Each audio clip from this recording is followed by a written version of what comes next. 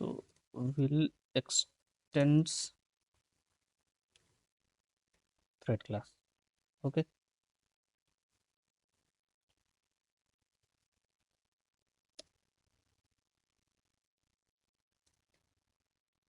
ठीक है, अभी दो चीजें ध्यान दीजिएगा। हर एक थ्रेड क्लास के अंदर हमें जो है ओवरराइड करना पड़ता है रन मेथड को।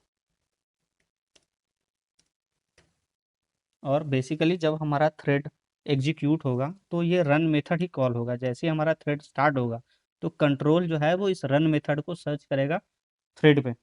ठीक है, अब सपोज मेरा ये जो है ये क्या कर रहा है काम, आई इक्वल्स 1, और हम लोग जो है वो कोशिश करते हैं प्रिंट करते हैं इसका 1 से, इसको टास्क देते हैं हम लोग कि तुम 1 से 10 तक की काउंट जो है वो प्रिंट करो।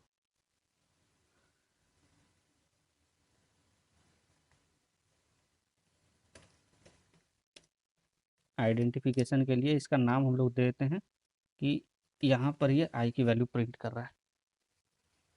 ठीक है, और जब इसका काम हो जाए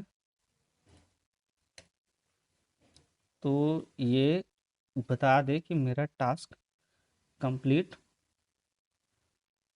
हो चुका है।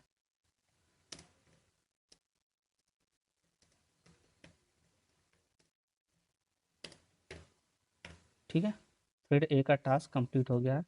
अब इसी तरह से मैं एक काम करता हूँ, इसमें और इसमें भी ले लेता हूँ, और इसको मैं टास्क देता हूँ कि ये 11 से लेकर 20 तक को प्रिंट करें। ठीक है, and this is inside thread B and the message is thread B task has been completed. In the same way, I'll give this thread to task to print number from 21 to 30. It will increase one by one and will write it as we are inside this thread. Okay, so this is thread A, thread A, thread B, thread B, thread C, thread C. Okay, what we had given task to these threads are: thread A will print number from 1 to 10, thread B will print number from 11 to 20, and thread C will print numbers from 21 to 30. Okay, now this is our main thread. If you have a main method, this is also a thread. So every program has at least one thread. Now what we are going to do is we are going to create object of these threads. Okay, so how do we create object? Using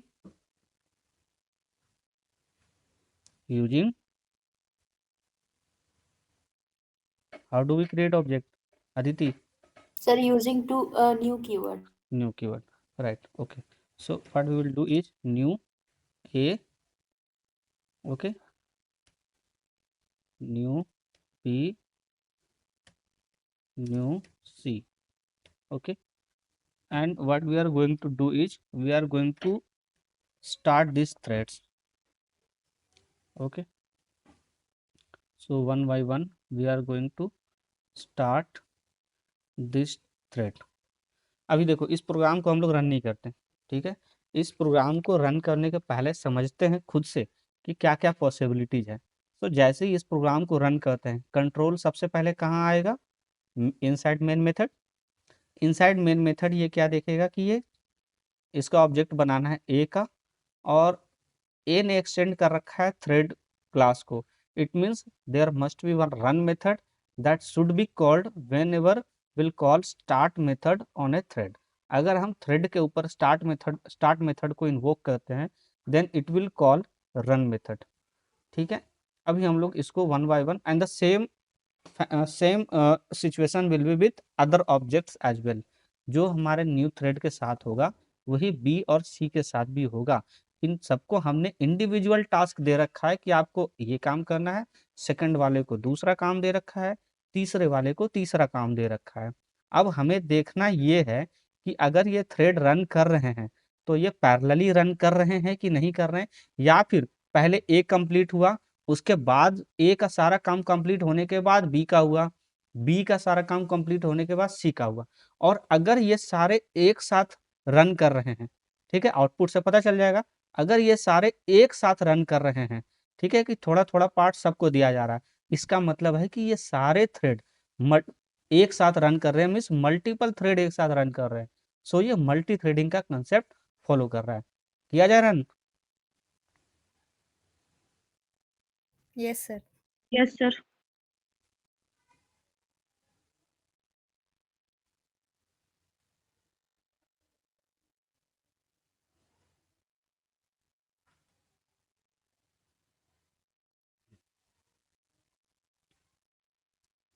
ठीक है, output से क्या समझ में आ रहा है? अच्छा, output इसके फिक्स्ड नहीं है, ध्यान दीजिएगा। अभी जो आउटपुट आया, अगली बार मैं रन करूंगा तो आउटपुट कुछ और हो सकता है, बिकॉज द आउटपुट डिपेंड्स कि इस थ्रेड को कितना टाइम मिला है, थ्रेड बी को कितना टाइम मिला है, थ्रेड सी को कितना टाइम मिला है।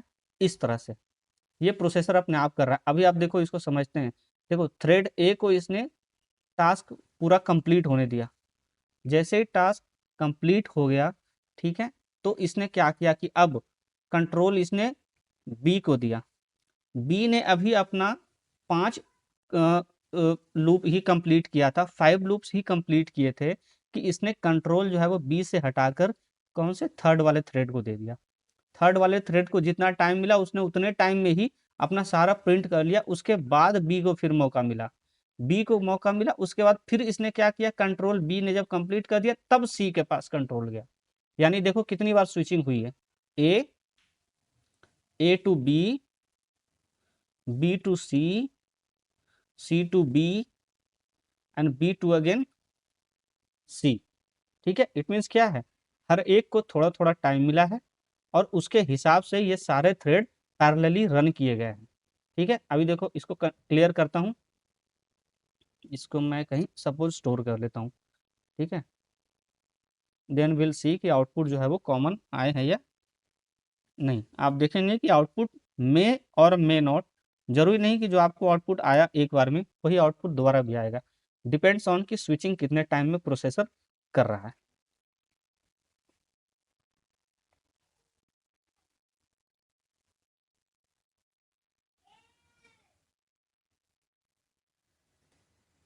मल्टी थ्रेडिंग के आप लोग प्रोग्राम की प्रैक्टिस कीजिएगा, बहुत ही इंटरेस्टिंग टॉपिक है। ठीक है, आपको आगे जाकर जो है वो बहुत काम करेगा, क्योंकि कल को अगर आप कोई ऐसी वेबसाइट बना रहे हैं जिसका कि नो सर। ठीक है, तो एग्जाम में क्वेश्चन आ सकता है अगर कि अगर मेरे पास थ्रेड रिलेटेड एक प्रोग्राम है तो डिफरेंट टाइम्स रन करने पर इसके आउटपुट सेम आएंगे या डिफरेंट आएंगे। ठीक है, अभी देखो यहाँ पे स्विचिंग कैसे हुई, इसने ए को चांस दिया, इमीडिएट इसने बी पे स्विचिंग कर दी, बी के बाद फिर इसने ए को किया, फिर बी को किया, फिर ए, फिर बी, और उसके बाद बी का जब कंप्लीट हो गया, उससे पहले ए का कंप्लीट हुआ था, जब बी का कंप्लीट हो गया तब इसने सी को टाइम दिया और सी का कंप्लीट किया। ठीक है, अभी देखो इसका भी स्टोर कर लेते हैं हम लोग। तो बेसिकली इसको आप 100 बार रन कीजिए, 100 बार अलग अलग मिलेंगे। ठीक है, मेरे समझाने का तरीका, मेरे समझाने का मतलब ये है कि ये स्विचिंग का काम जो थ्रेड्स के बीच में हो रहा है, ठीक है, सो ये सारे थ्रेड पैरेलली रन कर रहे हैं। ठीक है, और मल्टीपल थ्रेड जो है जो पैरेलली रन कर रहे हैं, यही कंसेप्ट हम लोगों ने समझा कि इसका समझा था कि इसे मल्टी थ्रेडिंग कहते हैं। आप इसको अगर दोबारा भी रन करेंगे तो ये फिर से अलग तरह का आउटपुट देगा। हो सकता है जो आपने पहले आउटपुट देखा था उसके जैसा ही दे दे, ठीक है, या कुछ और आउटपुट दे दे। तो इस तरह से अभी देखो ये बी जो है इसने फर्स्ट वाले के जैसा ही दिया है, थोड़ा सा डिफरेंस ये है, फर्स्ट वाले में ए को इसने 1 गो में कंप्लीट किया था, इसने यहाँ भी कंप्लीट किया है, बट उसने उसके बाद बी को केवल 5 या 6 का ऑप्शन दिया था। ठीक है, 15 तक के बाद उसने सी में आ गए थे वो, लेकिन यहाँ पे देखिए इसने बी को कंप्लीट किया, उसके बाद सी को कंप्लीट किया। तो डिफरेंट डिफरेंट टाइम्स आप जब रन करेंगे तो इसके डिफरेंट थ्रेड्स बनेंगे, सॉरी डिफरेंट आउटपुट आपको मिलेगा। ठीक है, तो अब एक बार थोड़ा ये बताइए मुझे, स्टूडेंट कहते हैं, तो उस केस में क्या ये थ्रेड की तरह काम करेगा या एक नॉर्मल सिक्वेंशियल जो प्रोग्राम होते हैं उसकी तरह काम करेगा? मालिनी बताइए आप। सर थ्रेड की तरह ही काम करना चाहिए बिकॉज अल्टीमेटली वो स्टार्ट होने के बाद फिर वो रन ही होता है। अच्छा, मंतशा?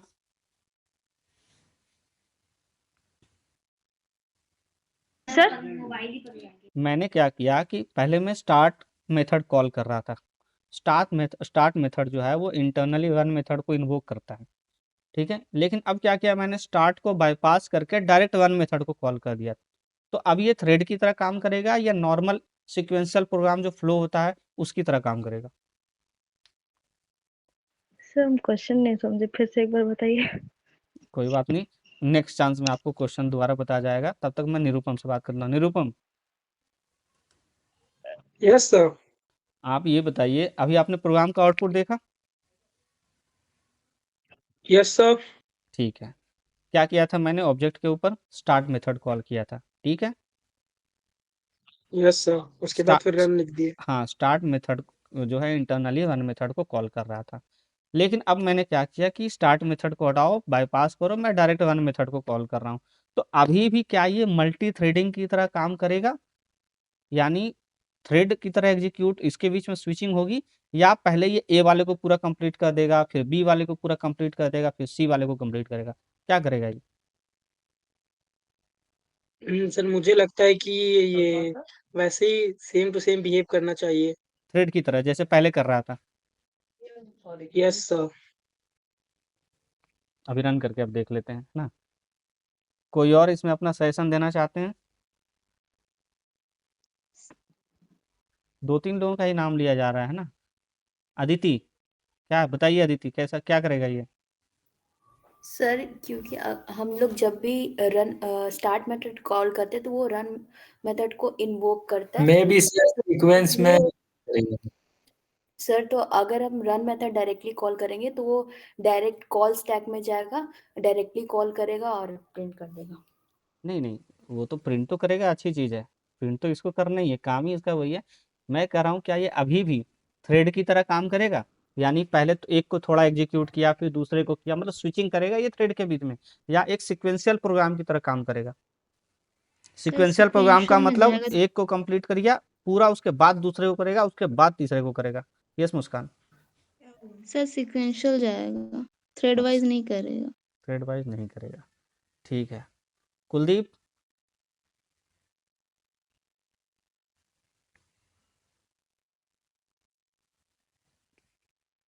कुलदीप सो गए, देखिए, कोई बात नहीं, आ जाओ रन करते हैं आप ना।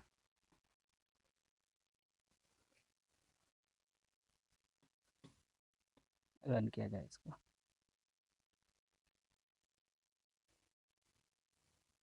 ठीक है, थ्रेड ए कंप्लीट हुआ, फिर थ्रेड बी कंप्लीट हुआ पूरा, फिर थ्रेड सी। फिर से एक बार रन करते हैं।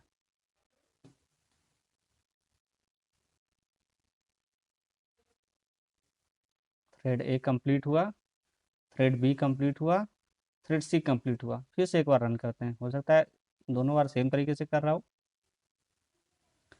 थ्रेड ए कंप्लीट हुआ, ये तो सिक्वेंशियल की तरह कह रहा है, आप लोगों ने तो थ्रेड की तरह कहा था।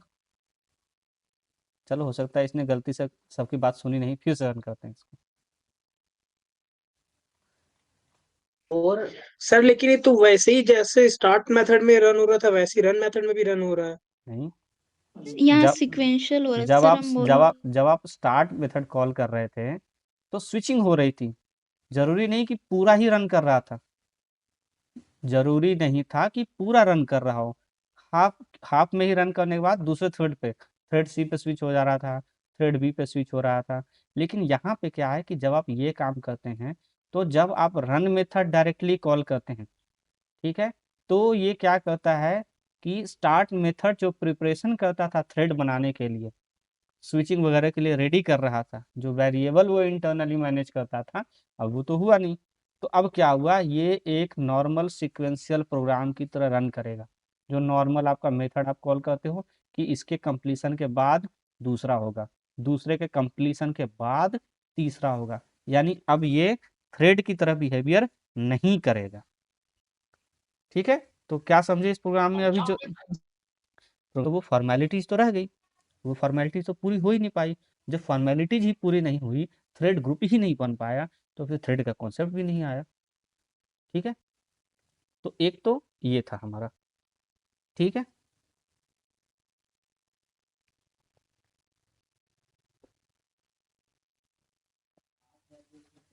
तो मल्टी थ्रेडिंग में हम लोग थ्रेड का क्लास कैसे बनाएंगे और थ्रेड का क्लास कैसे रन करेंगे, ये चीज़ क्या आप लोगों को समझ में आ गई? Yes sir. ठीक है, यस सर। अब आप लोग जो है इस सर यस सर इसका रियल टाइम मतलब प्रैक्टिकल लाइफ में ये क्या यूज क्या है? प्रैक्टिकल लाइफ में आप डेली बहुत यूज करते हैं इसका। देखिए आप क्या कर रहे हैं, आप अपने प्रोग्राम पे स्क्रीन पे जो है आप आपने अगर सपोज ये देख रहे हैं, आपने गूगल मीट भी चला रखा है। ठीक है, गूगल मीट भी चला रखा है ना, इसके अलावा आपने हो सकता है कोई और 3-4 तरह के एप्लीकेशंस भी ओपन कर रखे होंगे।